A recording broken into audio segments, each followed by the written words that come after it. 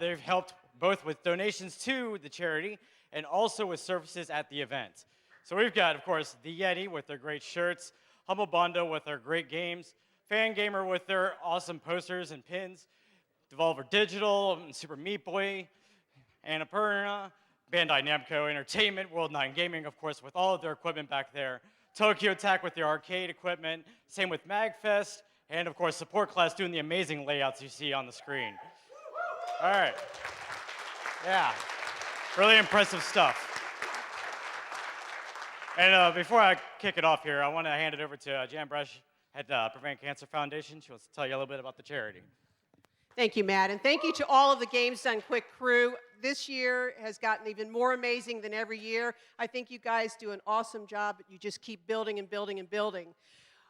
The money that you're raising here is affecting lives not only nationally, but now internationally. We are providing community grants to communities across the U.S. and internationally that are providing free services, both screening and education to the most vulnerable populations. We're also now, we've moved out of our level from just prevention and early detection to this year we're funding a major grant in the early treatment of lung cancer. It's an international grant, first time we're doing this, and you know, it has great possibilities for the treatment of lung cancer. In addition to, we're funding physicians and technicians around the world who are leaving their small villages and going to major medical institutions and getting hands-on training one-on-one. We also this year, with Games Done Quick funding, funded a community program where doctors from MD Anderson and a major center in Brazil are flying into Mozambique for 2 weeks, doing extensive training and diagnostics in Mozambique. And while they're doing the treatment, they're also teaching doctors how to do it as well. So it's not just a screening, but they're also teaching people how to do breast cancer surgery or colonoscopies. So, I mean, it is an amazing thing that you're doing. You're touching lives all across the U.S. and internationally, and we can't be more thankful for what you're doing. Thank you, Jan. And if we can get JHobz in here. Oh, hey, there he is. Hey. Oh, we do have a runner. All right. He's a little late, but I think he'll be able to handle it.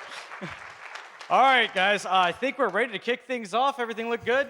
Yeah, let's just get my couch over here real fast. Whoa. Come on up, guys. Oh, yeah. Yeah, I think the couch is red this time, guys.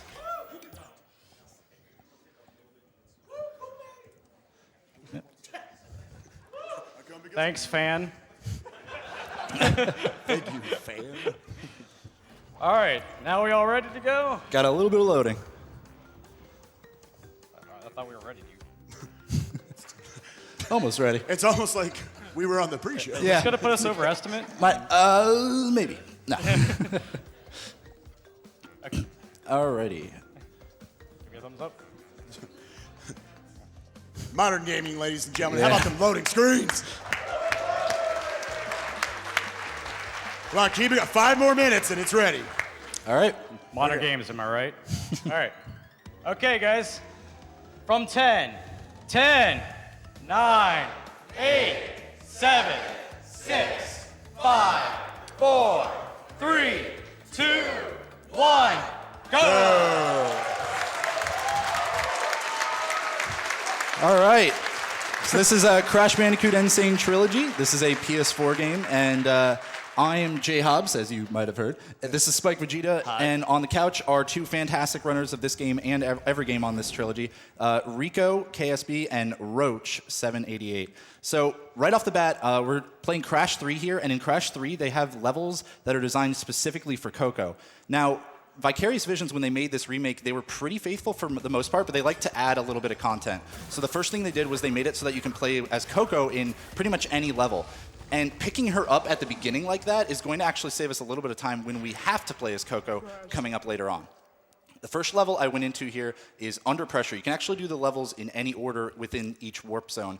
Under Pressure is a water level that is Spike can really talk about it best, I think. I am so bad at the water levels in this game, or we can just say the whole game. The technique you're going to be seeing JHobz do right here is that you've got both this spin and he's also got these little flutter kicks that he's doing, where he's going to be alternating between the two of them to both go fast, but the flutter kicks actually give him a little bit more control as he goes. So he's constantly ending those spins a little bit early.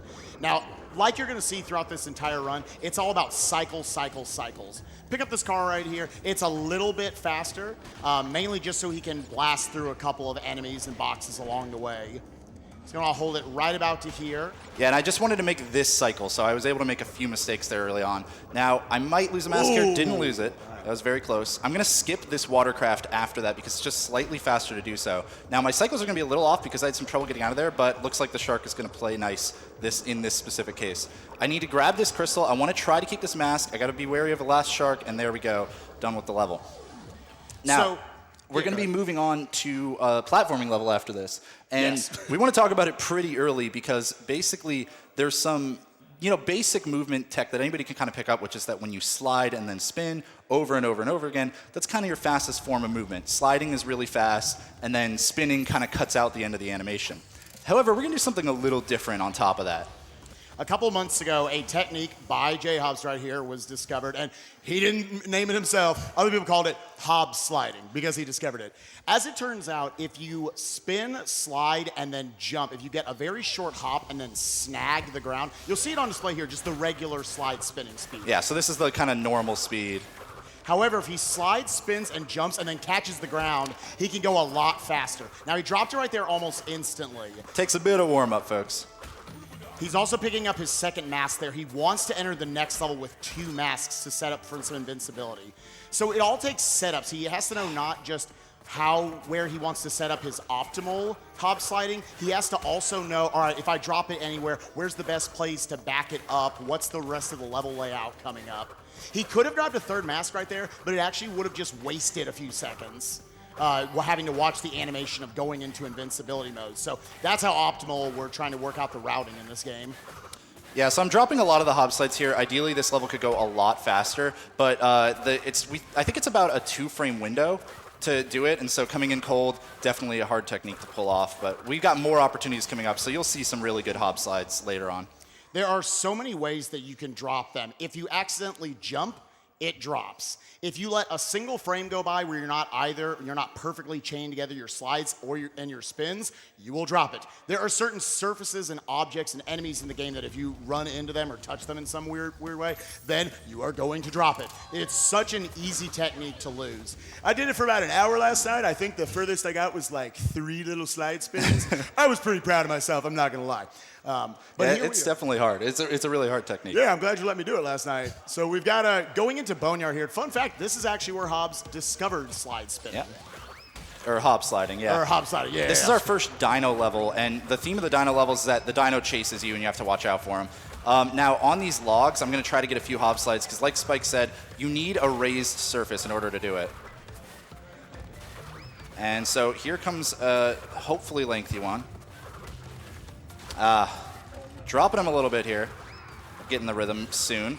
The trick is that you can actually get around some of these lava pits with your slide spinning as long as you go on the extreme side of them. I'm going to pick up a triple mask here for a little bit of safety so I can go directly over the lava pits, but it's also not too slow at all.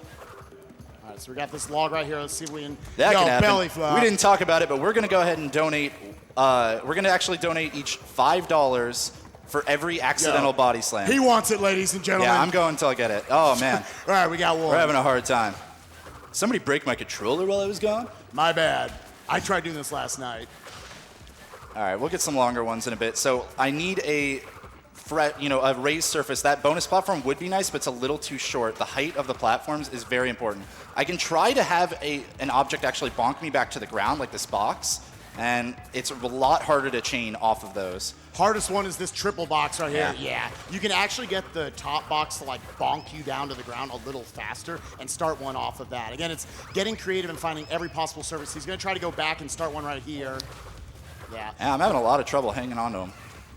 Yeah, even the grass, that's meant to slow you down. That's why we try to cut through it right there. Still getting out of the level. That's okay. We got some more levels coming up that we can show those You'll off on. have a lot more opportunities, as it turns out. Yeah. Now, the next level is our first Coco exclusive level. You have to play as Coco on this level, and it's Making Waves. The order in which we've done these levels has been because of the routing of the masks, because these masks allow you to do damage boosts and get that invulnerability. So as I enter this Coco exclusive level, I'm going to switch characters while entering the portal, which will skip an animation of Crash belly flopping and Coco taking his place. So that saves about 2 seconds every time you do it, which is why we pick up Coco at the beginning.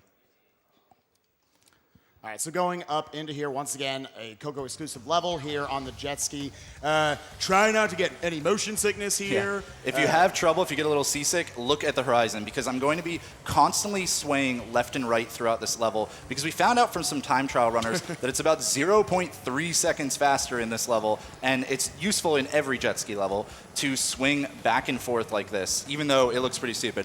Don't ask me how it works, because I couldn't tell you. This is all for 0.3 seconds, ladies and gentlemen. Shouts to speedrunning. All right, now we're going to take our first damage abuse on that boat instead of having to go around them. Our second one is a little more minimal, but it'll give us a straighter line on an upcoming crystal. You can do some scary dodges around these bombs as well, just to get straighter lines. That one always scares me. All right.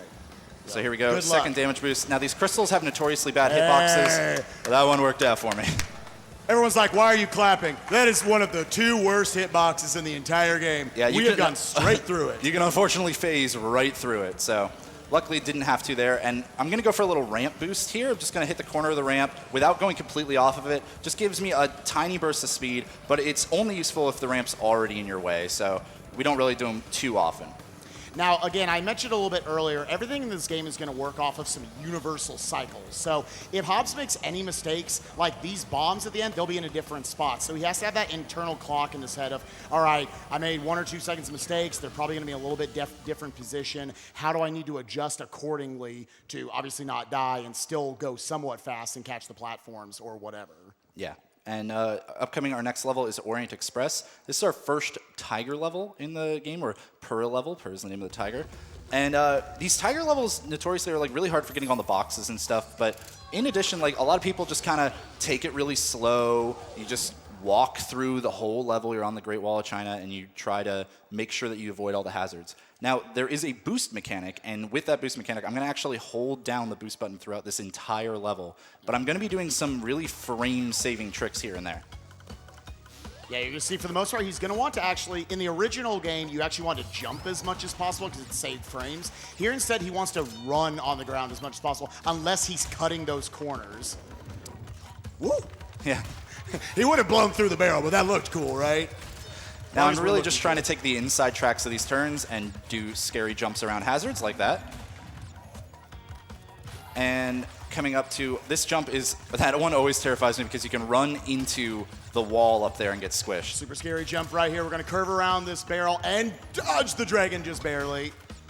All right, and with that, this level is practically over already. I'm not going to go for this insane one at the end because it only saves about 1 or 2 frames. It's not worth it. You could easily die. And reminder that Purr is adorable. All right, get that nice little cuddle. All right, and with that, we have 5 crystals now. So the object of the game is get all 5 crystals in each warp and beat the boss for each one, eventually beating Dr. Cortex. Now, we've got all 5 crystals, so we're going to beat our first boss now. We're going to go into Tiny Tiger. Now, there's a pretty funny thing about Tiny Tiger. For the most part, the boss is like kind of an auto-scroller. You know, like you have to wait out his phases and then hit him 3 times, 3 different phases, like most of the bosses in this game. But there's a weird little kind of hidden gem that was in the original game. I'm going to let Spike take it while I start off the boss. Yeah, so once again, he's going to be coming off here. He's going to just have to dodge some attacks, get in this first hit. Now, after each of the hits, he's going to make a bunch of lions come out of those gates on the back wall. You got to dodge them. Or you can just hold up against this top left corner, and you can dodge them all. What's great is the cheese. Vicarious Visions knew about that spot in the original game and decided to leave it in, but make you pay for it by throwing some cheese at you. What they didn't realize, actually, is that that cheese can cause Crash's character to slip. And if that happens and there's a lion next to you, you die. My God, I want that to happen so bad. We'll see. Come on, cheese. Last chance here. Get him.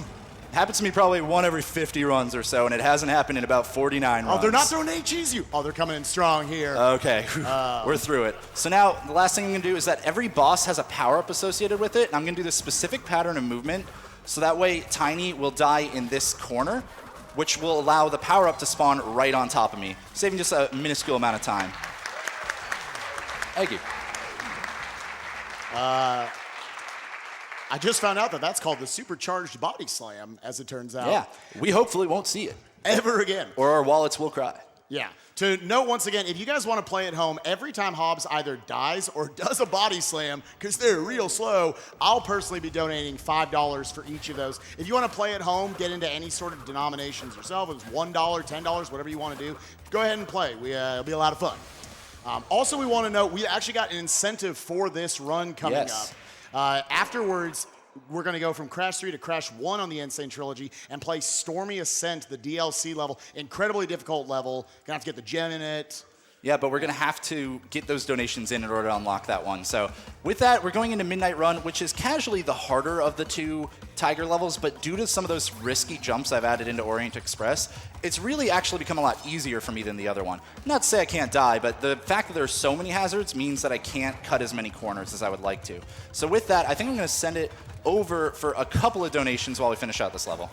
Sure, here's a $15 donation to the Prevent Cancer Foundation from Hoodie VT, who says, Hey. So incredibly excited for my favorite speedrunner, JHobz Crash 3 run today.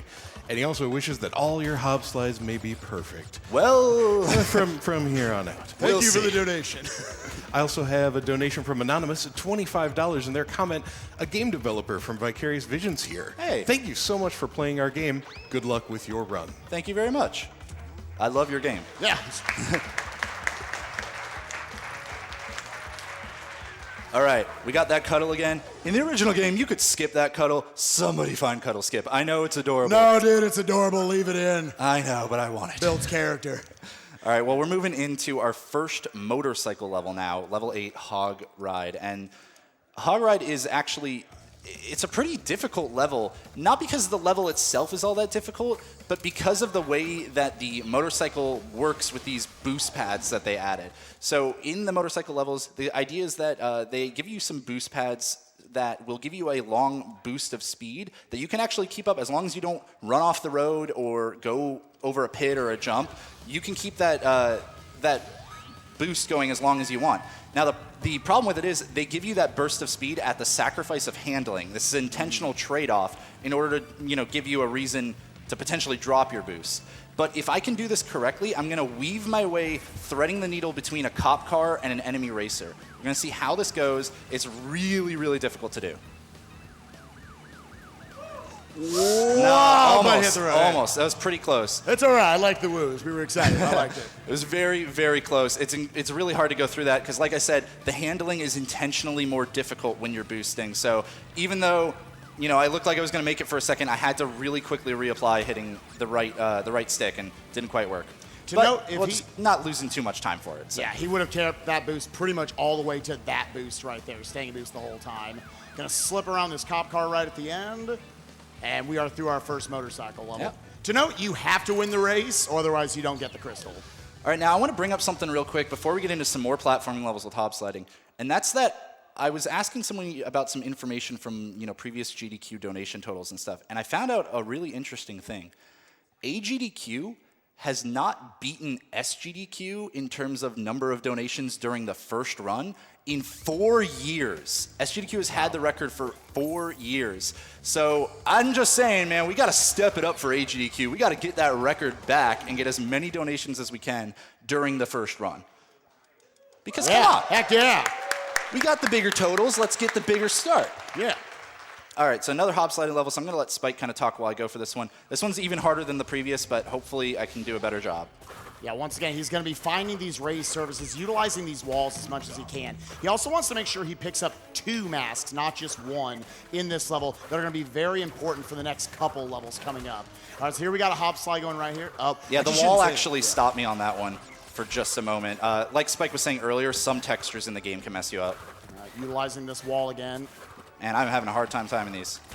It's also to note, JHobz always brings up there are both kind of first objectives, but you've also got these, the first objective, just go fast through the level. He also has these secondary objectives, going just over that pit, ladies and gentlemen, and still able to keep it going.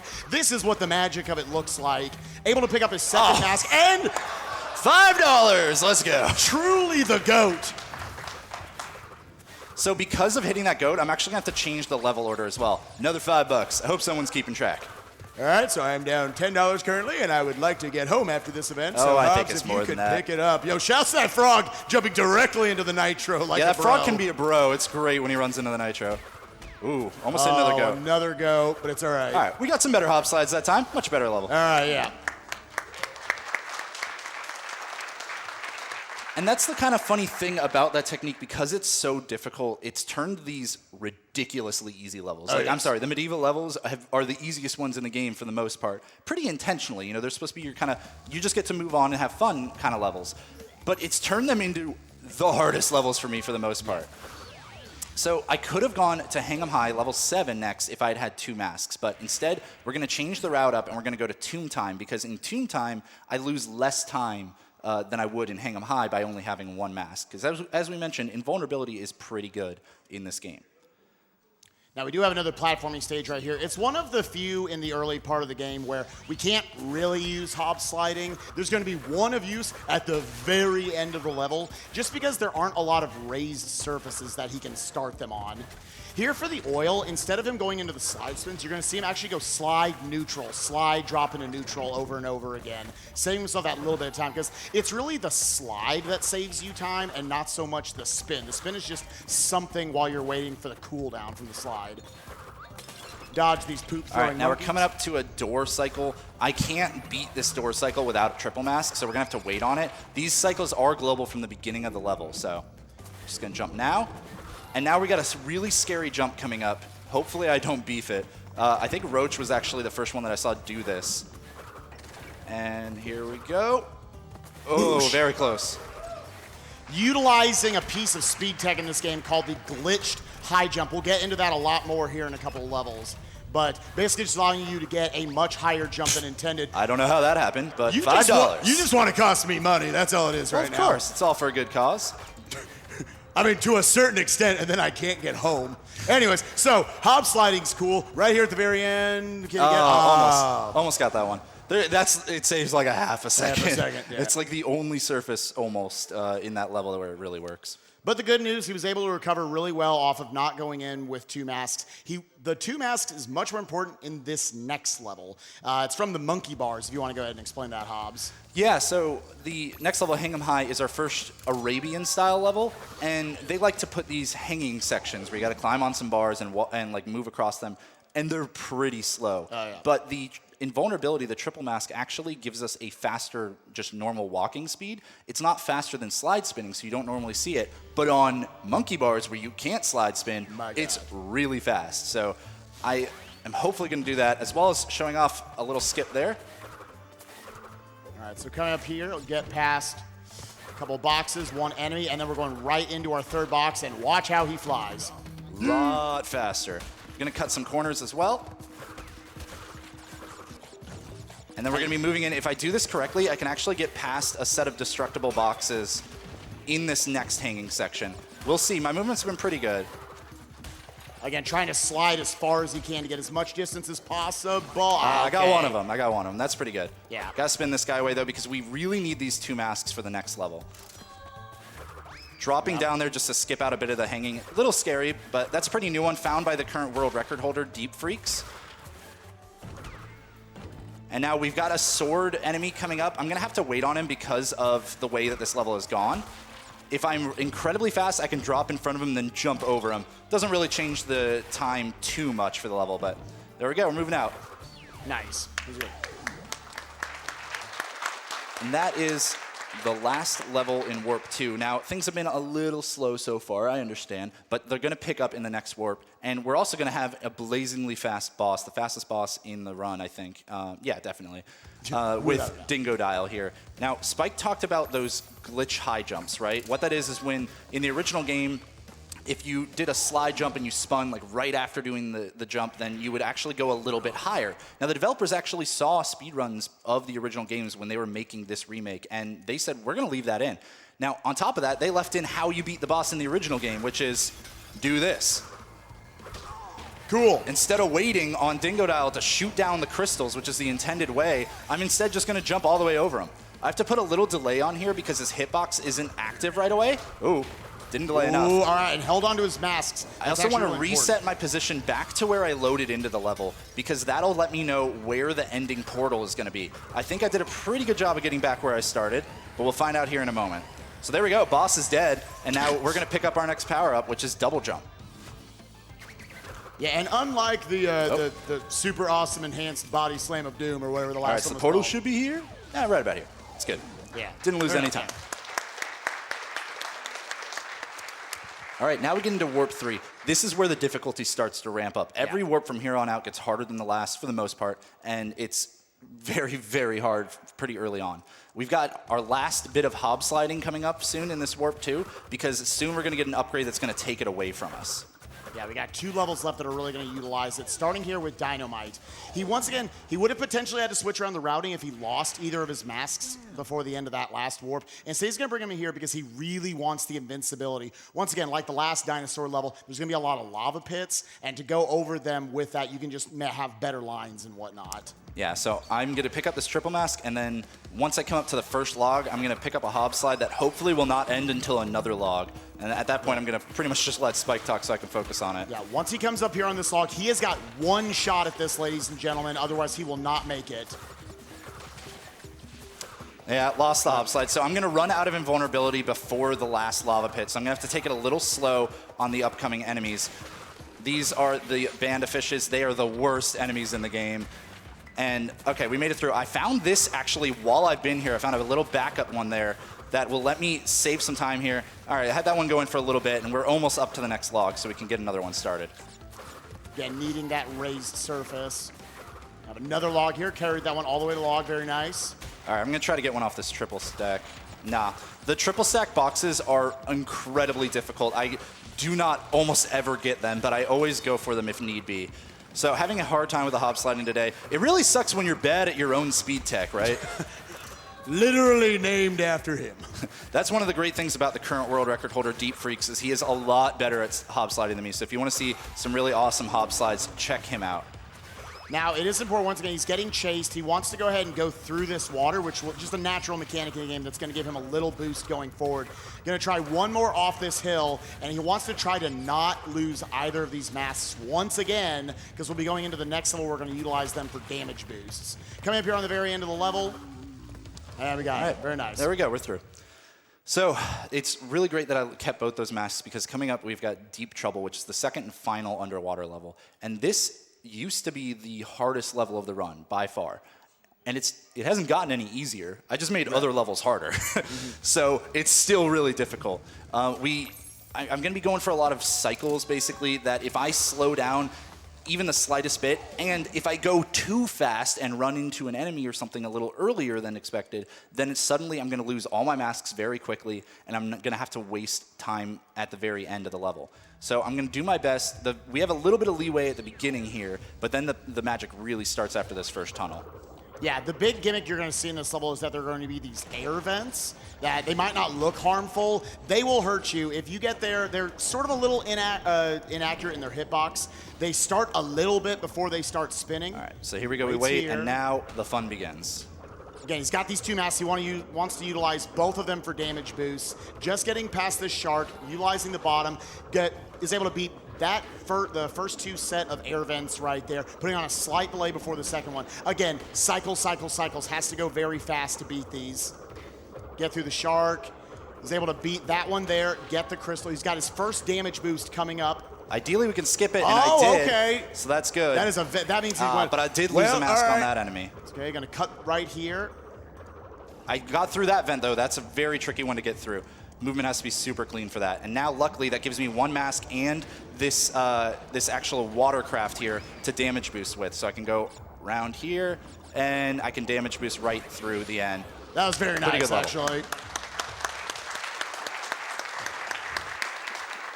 So that gets a lot scarier if you take a hit in any of the earlier cycles, because suddenly once you miss one, you're pretty much going to miss all the rest of them, and you're out of masks, and then you have to slow down a lot at the end, and it gets really, really bad very fast. But I did intentionally lose my masks at the end of that, because the next level I'm going into is another motorcycle level. We didn't really touch on it before, but the motorcycle levels actually take away your masks because you can't use them in the level. You actually can't die in the levels, but what can happen is that for the motorcycle levels, in order to get the crystal, you have to take first place. And this is the hardest level to take first place in. If I fall in a pit even once, things are going to get very tight very quickly. The enemy racers in all these levels are based on, they do the same movement every time, regardless of what your movement is. So from the beginning, the moment the race starts, I know what path they're going to take.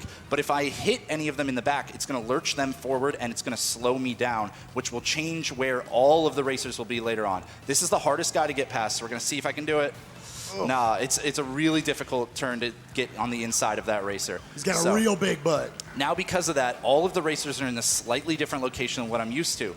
And that, unfortunately, makes this upcoming S-bend a little more difficult. So I have to be careful not to actually run into any more, or things will even just compound on themselves and get even worse. All right, coming into this S-bend, again, this guy is a pain once you've gotten hit once.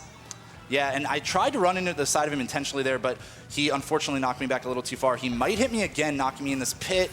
Yep, this is going to be hard to win now, but we're going to do our best. That happens a lot of the time if I have a mistake earlier on. If I lose this race, it's like a 2-minute time loss. This is definitely not something that we want to happen. He's going to have to extend each of these boosts. Intentionally slowing down there, by the way, to get around this S-bend. We can still barely see the first place racer up ahead.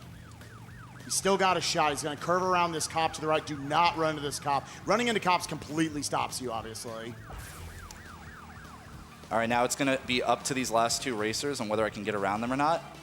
And this guy's looking okay. All right, we got around one of them. Now, hopefully I can skip this boost pad to give me a better, straighter line. Wasn't able to do it, but maybe this guy can be nice. Don't hit me, don't hit me. Hey, buddy. Oh, we got one pit left. All right, bud. One pit.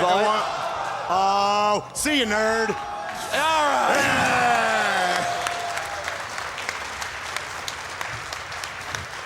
Like I said, you fall in a pit, that gets scary. Just like we drew it up in the practice room. Right. Perfectly to script. So that was fun. Yeah, all right, but we're going into the next level now, and the next level is level 15, or double header.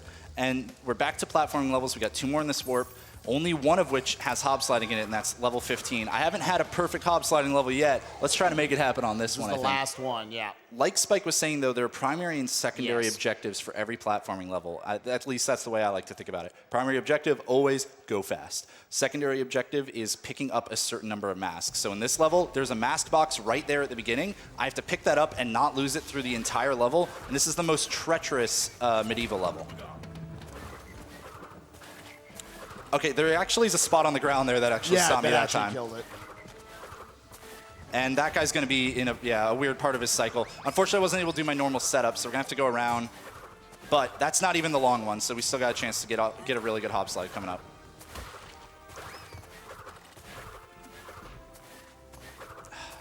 Having some trouble here. Go for a little backup here.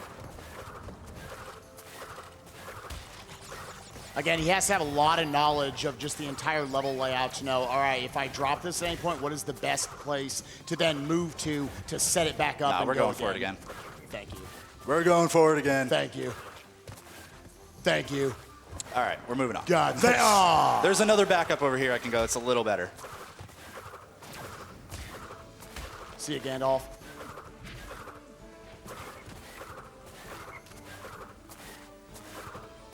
Yeah, just unfortunately losing it a lot of the time from my own timing here. Gonna have to drop it here to get over this. Yo, the goat. It truly was the goat. Stayed out of the way. Ooh, that frog. Again, I don't want to lose this mask. Watch out for the turkey legs. All right. I'd take it safe on those guys.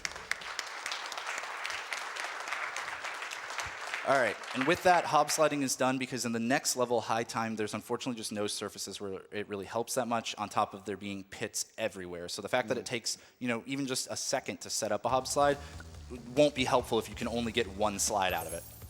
But there is some really cool movement in high time, because high time is, again, like every level pretty much, based on these global cycles that begin from the moment the level loads. Even before I have control, those cycles are moving. And there are 2 carpets at the beginning of this level that I really want to make on an early cycle. Super precise movement and some really interesting climbing utilizing double jump.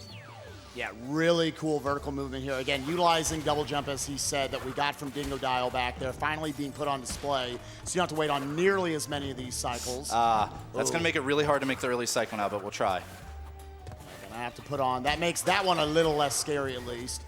Again, because of that one mistake, he now has to make adjustments for the entire level. Oh my land. I didn't want to lose that mask, but it's not the end of the world.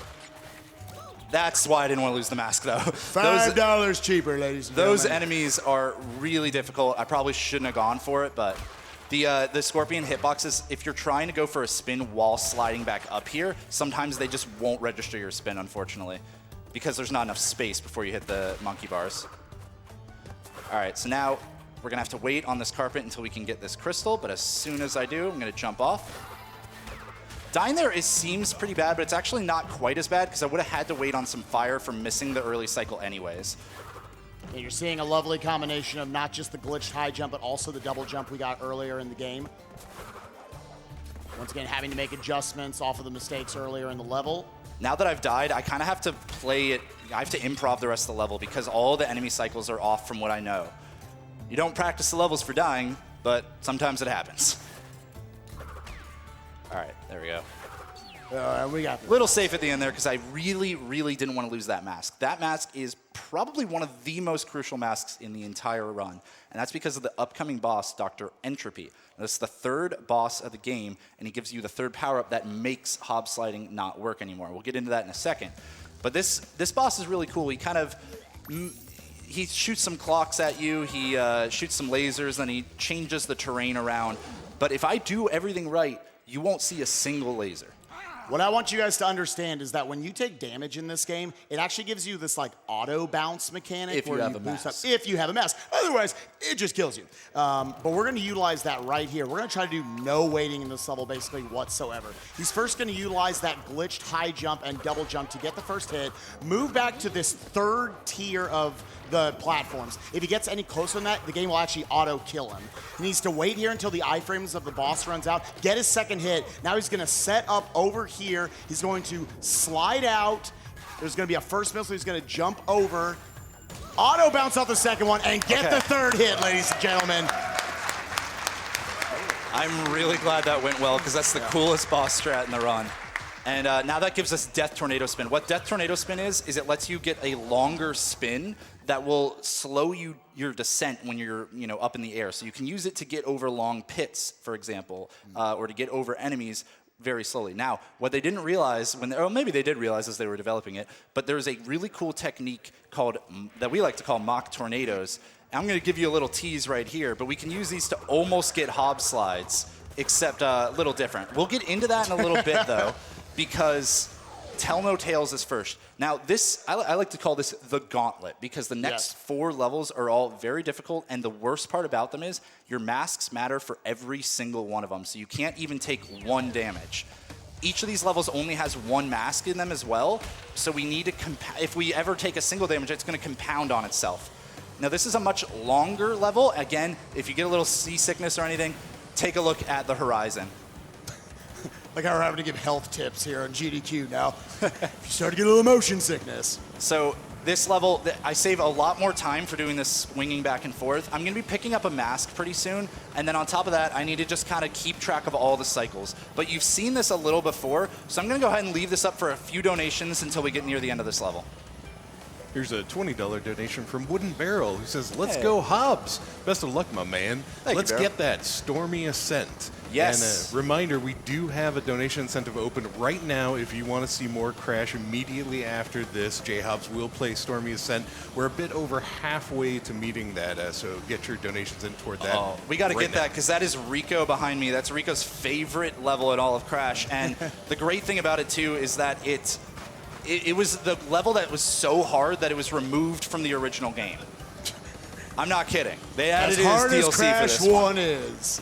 The other scary thing about this level to note, and I'll get it back for donations in a little bit here, is that I can't hit a single checkpoint if I want to save the maximum amount of time. So if I do take a death, if I get hit a couple times here, I'm going back to the beginning of the level, and this is one of the longest levels in the run. Timed it. It is 2 minutes, ladies and gentlemen, so we do not want that. Now, the worst part is coming up right here. This crystal hitbox is the worst in the game, in my opinion, and we didn't phase through the crystal, so we got pretty lucky. Woo! Again, can't hit that checkpoint because it's going to take away my inside track there on the turn. Now, the rest of it is a little bit simpler. I'm just going to try not to slow down as much as possible. Take it away for about 2 more donations. All right, Blitz Phoenix with $7.77 says, "Greetings, AGDQ. This is my first time donating because I never had a chance to do it up until now. This marathon is always incredibly supportive and loves to help everyone in need. This donation will go to JHobz doing Stormy Ascent, which I consider still the hardest Crash 1 level. Good luck on the run, JHobz, and shoutouts to Spike, Vegeta, Roach, and Rico on the couch." Yeah.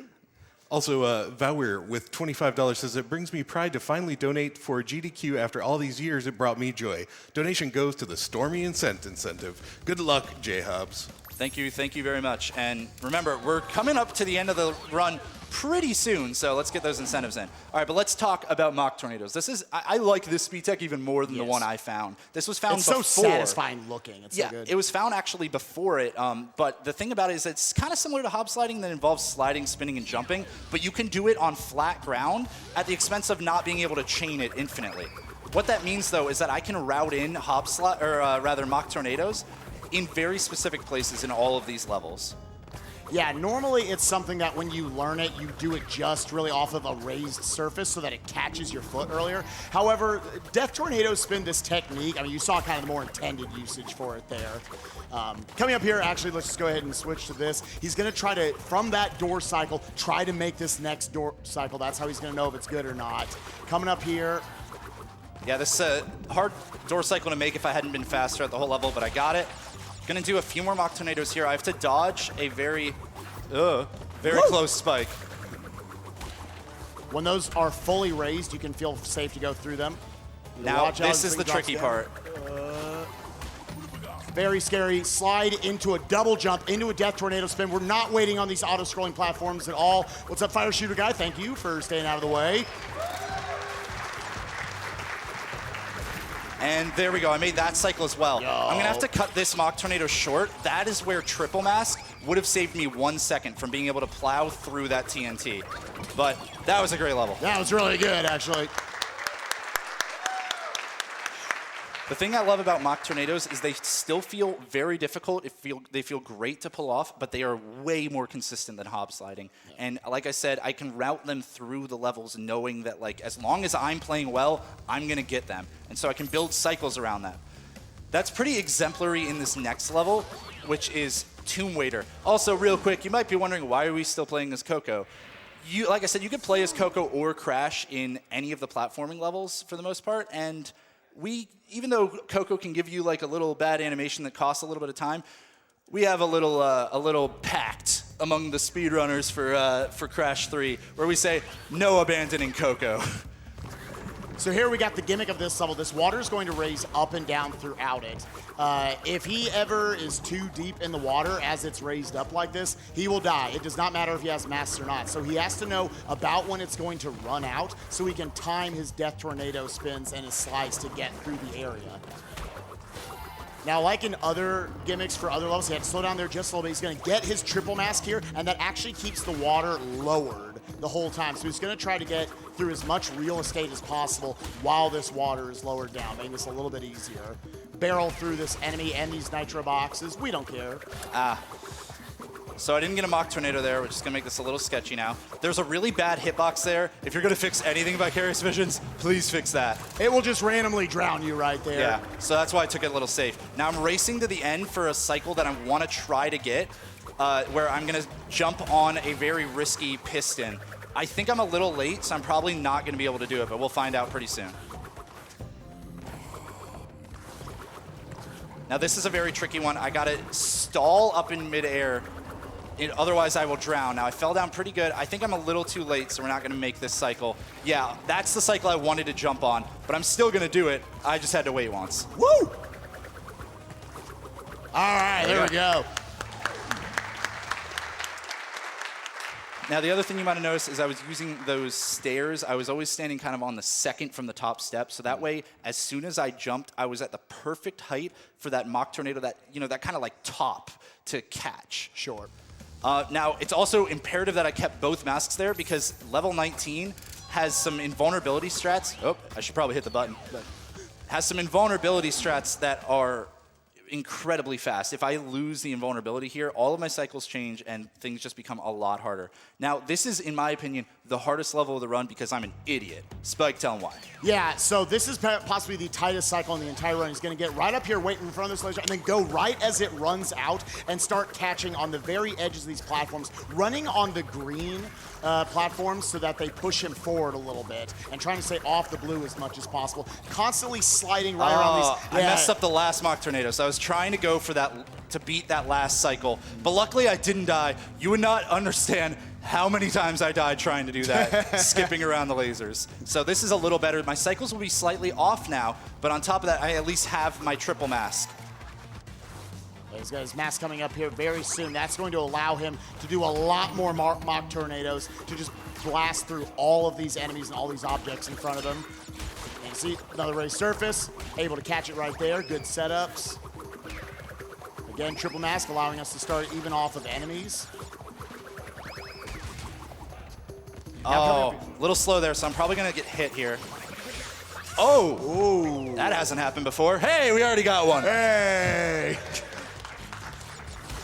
Now, the lucky thing is that I actually didn't need those masks after this level. I was going to use them for damage boosts anyways, so not too big of a deal that I lost the mask. Really, we're only losing time from the death time loss.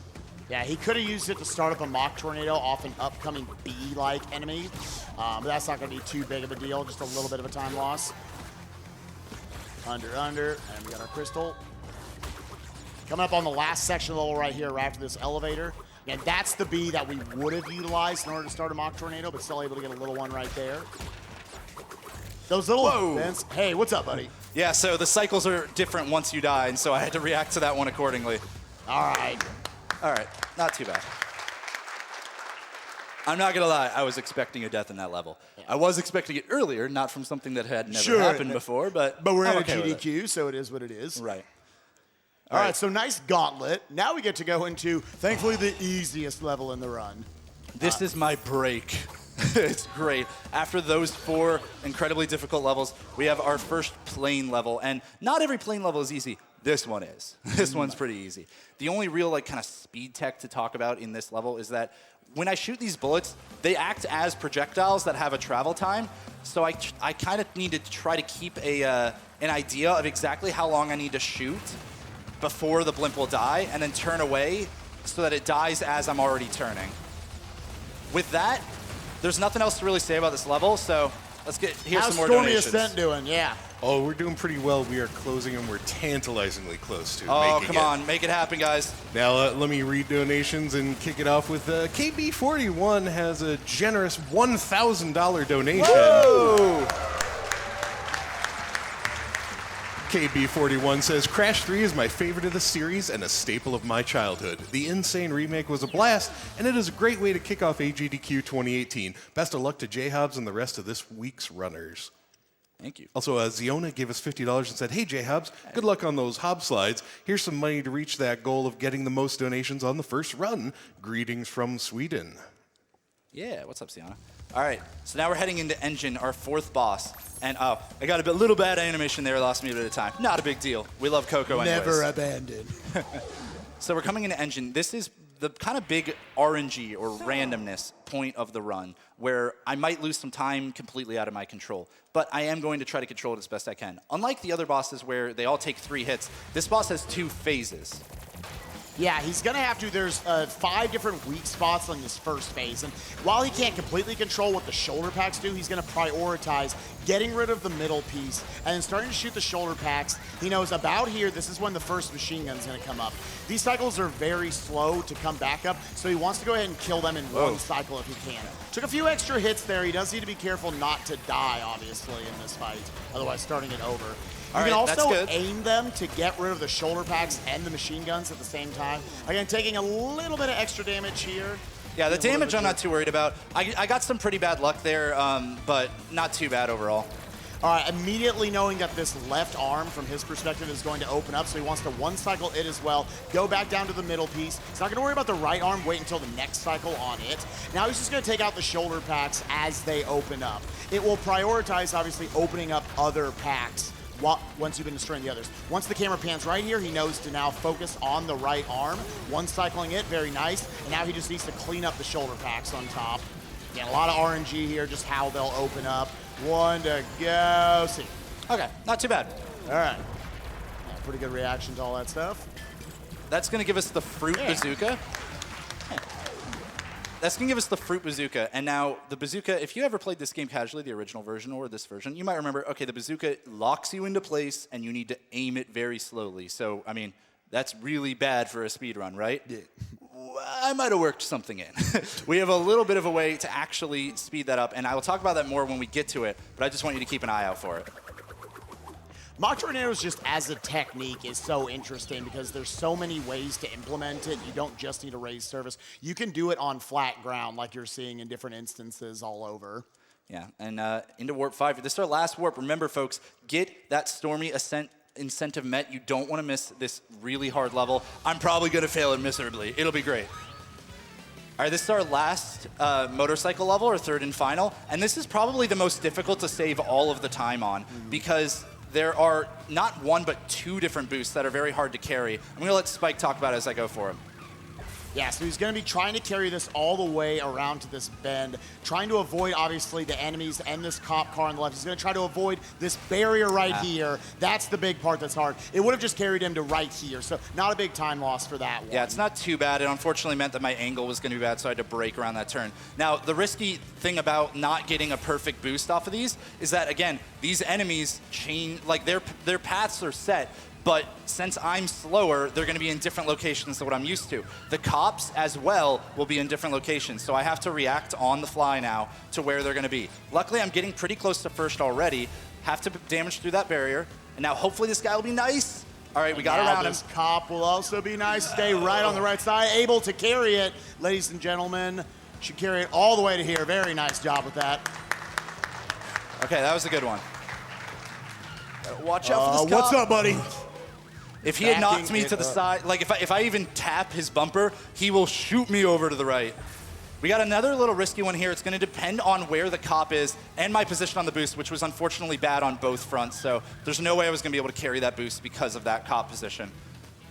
So now hopefully I can keep this one all the way to the end. I'm going to skip past the first set of cops here. Okay. Oh, you can go just a little bit off the road. Yeah, you pretty much have until around when it turns into gravel. And there we go, pretty good level. Yeah. And we will be running Stormy Ascent after this. We did it. Awesome, guys. Thank you. Don't forget, keep them coming. Yeah. Keep them coming because there are a bunch of amazing incentives throughout this entire week. I'm really excited for a lot of them. My runner's choice, for anyone who's curious, is actually the Wilhelm Frog incentive in Ori and the Blind Forest because it's fast, but it's cool. You'll love it.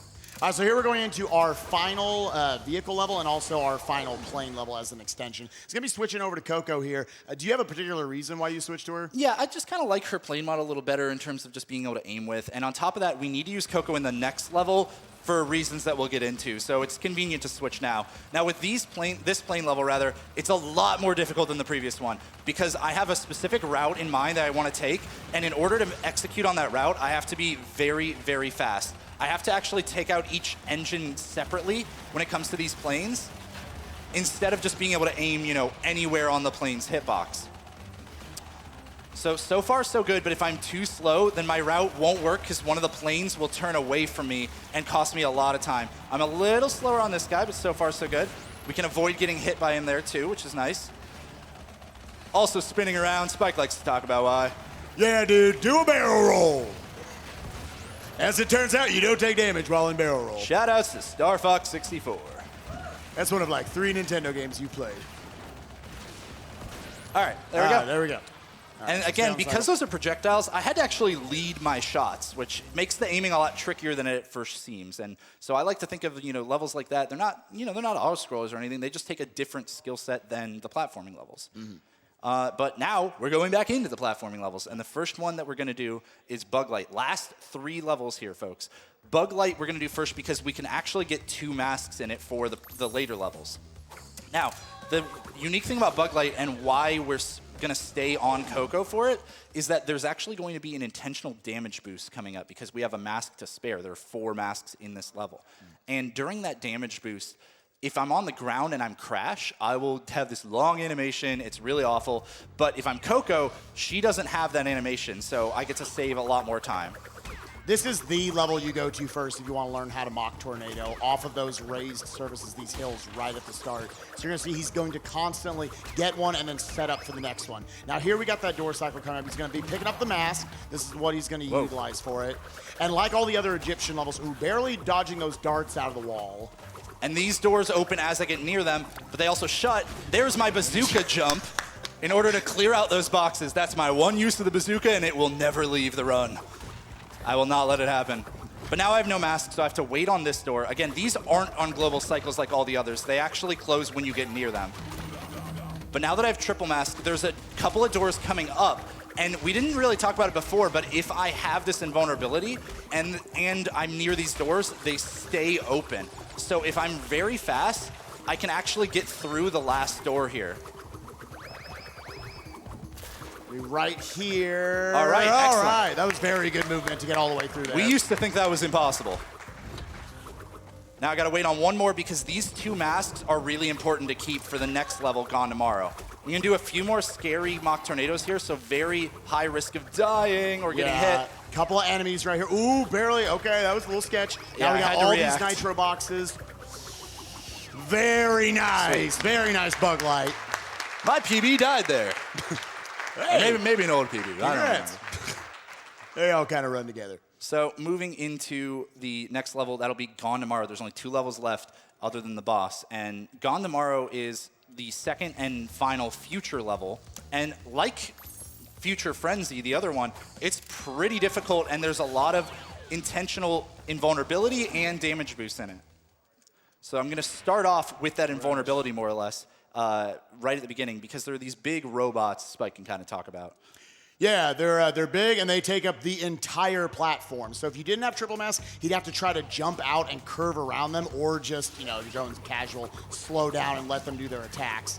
However, if you can get up to this triple mask coming up, then Coco, this little girl, is more powerful than the machine. Ooh, almost fell in the pit there, actually. Again, does not want to lose to any death. Will obviously take his masks away. And he's got a lot scarier and a lot harder with all these mock tornadoes he's been trying to fit in off these sides of the railing. So not bad. Kept it. Was able to keep his triple mask all the way there. Now I landed in the center of that platform because then the platform will move instantly instead of taking a second. But that comes at the risk of this camera moving out of focus. So I actually have to do a tiny bit of line movement there. Not a big deal at all, but I like pointing it out because I think it's fun. Now, again, cycles that I need to make sure that I'm on time for. I'm gonna do a cool little damage boost here, and using that auto bounce mechanic, it'll start up my mock tornado for me. Now, fun little strat here, lot of bounces. That is the first time he's had that all week, ladies and gentlemen. That mask, not ideal. Oh, all right. Ordinarily, that enemy would actually hit the B, so I was intentionally trying to run into it, but not too big of a deal because that checkpoint was right there. Yeah, he ideally would have liked to have held onto that mask, one for this very last section right here, just these couple of conveyor belts and these lasers. We'll see what the cycles are going to look like now that he took the death. Yeah, I'll have to react to what they show me, and it looks like I might make it, so we're going for it. Okay, made it through those. Now I got to go for a risky... Okay. Very nice. All right. Coming into the last level, another platforming level, and this is our final Arabian-style level. And like the previous ones, not as much flat ground, so not as much room for mock tornadoes, but a lot of really interesting climbing techniques that we can pull in these levels. And like always, It's based on cycles, so got to do my best to move through the level as perfect as I can from the get-go, or everything will change. If I do this properly, I will never stop throughout this entire level. I will never wait on anything. So we'll try to make that happen. He's first going to try to just clear over this enemy completely, not come anywhere near him. Catch a tight carpet cycle right there, getting over the flames. Ooh, okay. Had to react there. My slide didn't quite come out, so now we got to take this a little slower. You can see with that double jump into the Death Tornado spin, able to completely skip over some platforms. Fun fact about the carpets, if you go up and through them, a lot of times they will eat your inputs. Very sexy climb right here. Let's see if he's able to get it. Yes. Very nice. It's really easy to bonk into a platform with your head, so very difficult one there. Oh, all right. man. See ya. Yeah. Oh, he is so tall. All right, we're going to go for one little mock tornado here. And see these carpets and that trampoline? We're not going to need any of them. And we're out of the final platform level again. Really good reactionary skills right there by JHobz. All right, and we're coming into the final boss. Now, I will let you know about time, but immediately after time, hold your applause because I like the cutscene after, and it's pretty cool. So coming into this boss, like Engine, there's actually some RNG in this boss fight. Again, randomness within the run that we have really no control over. And what that is similar to all of the other bosses except Engine. We got to hit him 3 times, and he has a few different phases. However, he will throw some mines at the ends of these phases, and where they are horizontally is not random, but where they are vertically is and can make the biggest difference in the world. Before that, though, in this specific boss fight, we are going to do the hardest movement tech in the game, the strut. I'm telling you, it's hard. Look at this. He is not joking, ladies and gentlemen. I can't even do it. If you got to move it 2 degrees. Oh, yeah. There we go. Strut your stuff, Crash. All right, so now here's the random part. Where he throws these vertically is completely out of my control, and he gave me a bad pattern, so I have to wait for him to come way over here. I ideally want to hit him on the left side. Then I knock him in the pit, and I like to have some fun, do a few mock tornadoes. You know, just kind of fool around. What's up, Roach? Do a Roach slam there. A little bit of good swag. All right, so that first cycle, as you saw, the masks kind of did a little laser thing. Now they're a vortex. It was a lot faster in the original game, and they opted to make it significantly slower in this one. But the vortex always moves in a set pattern, so not really afraid of it until this point where he's throwing the mines. This is where, if I get a bad pattern again, I could potentially have problems with the vortex. And he gave me a better pattern. I do have to wait on these mines, though, because the hitboxes are a lot larger than they look. Spin. There we go. All right, we got the last hit coming up, and time will be soon after that, but not quite when I hit him. So I will let you know, and remember, hold your applause because we got a cool little cutscene to listen for after that. I'm not doing it. I found out while here that you can actually strut away from these guys, but it's the hardest movement tech in the game, I'm not lying. Try it yourself at home, you'll see what I mean. Oh boy. Not a good pattern, yeah. So you gave me was a little mean today, not a great pattern all 3 times. All right, he's gonna spit the power up into a random location, there it is, and get ready on time when I get sucked into the portal here. Time. All right, hold on. All right. Best line. Defeated again. This is not fair. Maybe I should retire to a nice big beach with a nice big drink and a woman with nice big bags of ice for my head. I love that line. I'm sorry. It's silly, but I love it. What was my time? It was a 59:13. Awesome. Awesome. I'll take that. Definitely will take that. Under an hour is really what I was hoping for, so glad I was able to do that. So now, because we met Stormy Ascent, right? So Correct. Gonna go ahead and move right on over to that. I'm gonna have to go through a bunch of loading screens to do so, but all I wanna kind of point out as I'm doing that before we get into more donations is, remember folks, I'm moving from Crash 3 to Crash 1 now. Yes. And that means that my sliding is gone. All I can do is run, jump, and spin. No more sliding, no more high jumps, nothing like that. No more mock tornadoes, anything like that. Run, jump, and spin. That's all I got. Give me some donations. All right, Vlushak sent in $50 and said, been looking forward to this run for days. Such a fun thing to watch Crash roll around at the speed of Bandicoot. Good luck, Hobbs, and may the committee be kind to you. Also, Ghost King with $20. Yo, it's Jeff. What's up, Jeff? Good luck on the Crash run. Awesome game and an awesome runner. Sad I couldn't join you guys this time, but I'll be watching all week. Shoutouts to my boy Mermilio doing the Superstar Saga run on Wednesday. And thanks for shouting that run out during the pre-show, because it's going to be sick, too. Oh, put in like 10 minutes. Also have Sonic Shadow Silver 2 with a $15 donation. Hey, JHobz, good luck on the run. Here's hoping that Stormy Ascent goes well, along with not accidentally body slamming into the pit and dying. All right. Well, I think we're going to have a timer up for this one as well, I'm guessing. So just waiting on that to be ready. So actually, yeah, keep going. Sure, Kazan donated $10, said, first time watching live and donating to AGDQ. Awesome hair as always, Spike. And Of course. just one of the many people who helped us reach this incentive, Ace Zero Diamond, had donated $100 earlier and said, I'd like to put this towards Spike's travel funds. I mean, towards Stormy Ascent. Loved this game and loved the remake. Yeah, and at some point, someone like tweet at me or something. We'll figure out how much we owe from the unintentional body slams and deaths throughout the run. All right, do we have a timer ready for the next level? Someone? Again, thank you guys one for the second. generous donations. Raised $5,000 already to get us to here. Yo, what's up, Kane? Hey, what's up, man? I wonder This if you're on camera. Kane Apache, who's not on camera, is a fellow Crash runner. It's pretty awesome. Check him out. Yeah, he's going to judge us on all the cycles we're going to miss and everything here. All right. Yeah. Looks like we are good to go, so I'm going to give you a countdown. And the one thing to note here is that I'm going for the 100% completion of this because it'll allow us to see some really cool level design in a bonus room, okay? So that means if I get the gem at the end, I did it right, basically. All the boxes will turn into a gem, and we'll call time at the very end of the level. All right, so for ready, in 3, 2, 1, go. All right. All right, folks, remember, this was the level that Naughty Dog, the original developers, deemed too hard for the final game. Vicarious Visions were able to get access to it and put it into this one. I'm going to let Spike take it away. Yeah, once again, the big difference between Crash 1 and Crash 2 and 3 is that you don't have any sliding in this game. You have the spin, but everything, all of your jumps become a lot harder, a lot tighter. He's trying to catch these cycles. Yeah, that cycle I always have to wait on for the most part, so. Yeah, he's going to have to wait here until this one comes out. Know to time that, because as you can see, it's very tight getting up there. Now, coming up, we have the most important part of the entire level. Yeah, we actually have my homie, man. Always leave this guy alive.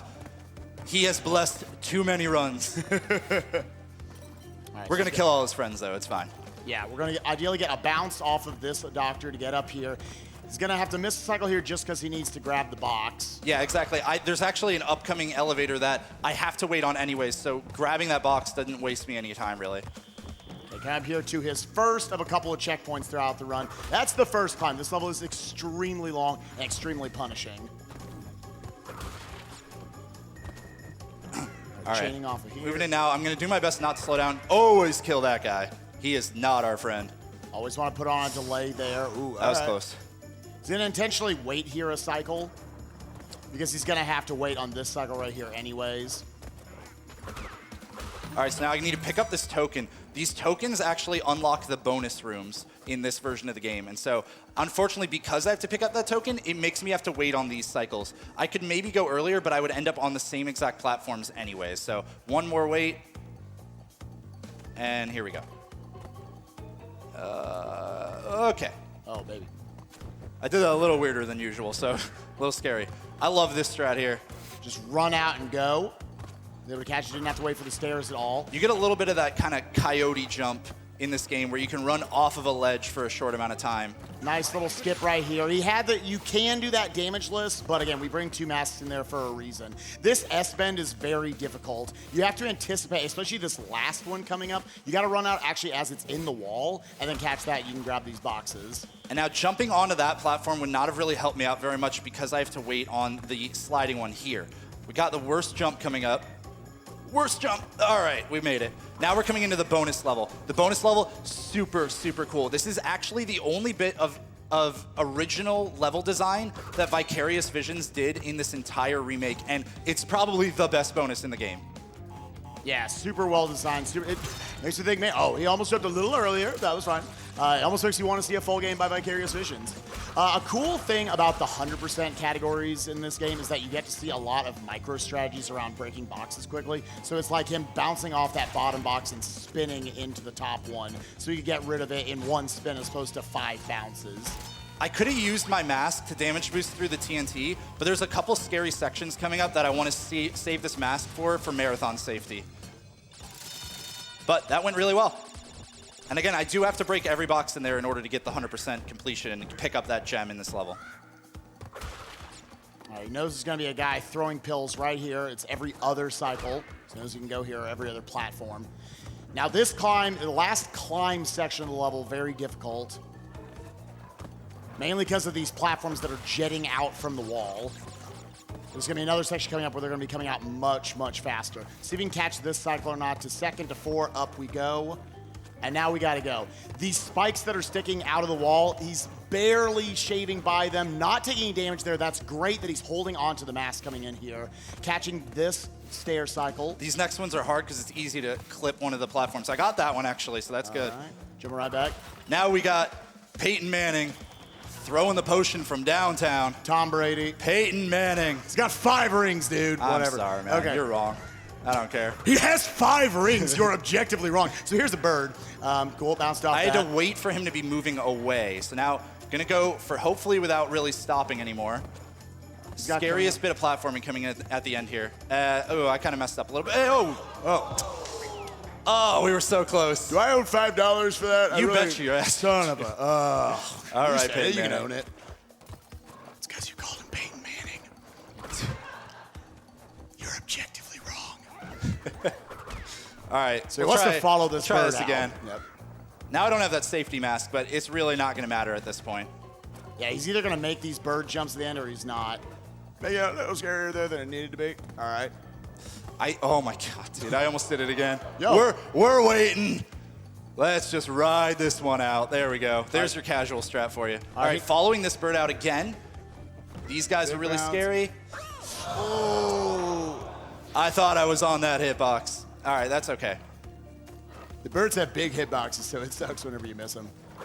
I just want to remind you once again that his name is Tom Brady. Every time you die, I'm going to remind you of that.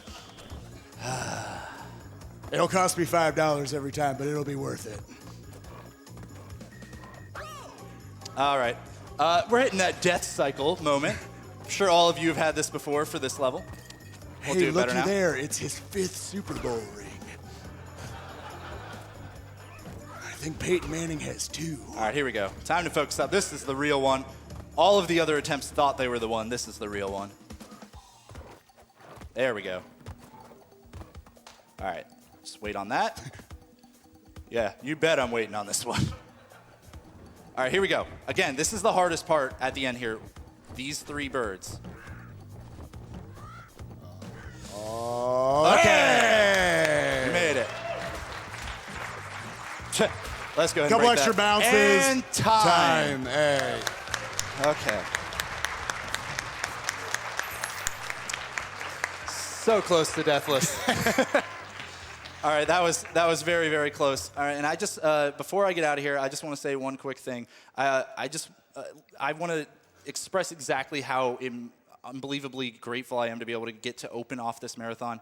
Actually, about 7 years ago, I lost a grandmother to bladder cancer that 3 months prior we didn't know she had. So you really don't realize all the time how much this early awareness and prevention can help. And it's been helping more and more every single year. You know, cancer is running scared. Let's keep up the chase. Have a good week, everybody.